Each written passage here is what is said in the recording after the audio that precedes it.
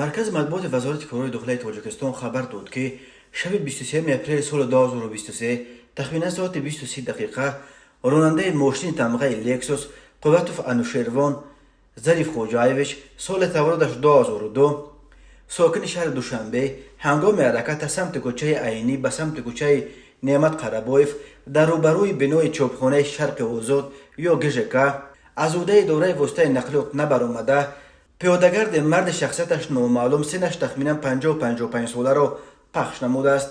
در نتیجه پیادهگرد جراحت وزن جسمانی برداشته در جای حادثه به هلاکت رسید. تفصیلات دیگر حادثه فعلا نشر نشده است. وزارت کارهای داخلی گفت از روی حادثه مذکور تحقیقات ادامه دارد. مرکز مطبوعات وزارت کارهای داخلی تاجیکستان قبلا خبر داد که در صدمه شب 22 اپریل در مرکز دوشنبه که در آن دو نفر از جمله پرویز شریفزاده استاد 30 ساله اکادمی خدمت دولتی و پسر دادرس دادگاه قانون اساسی اسرار شریفزاده به هلاکت رسیدند نشر کرد.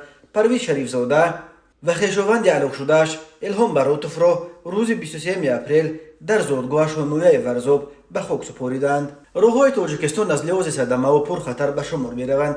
سال 2022 بر اثر 1096 صدمه در راههای جمهوری 416 نفر به هلاکت رسیده، 1197 تن دیگر مجروح شدند.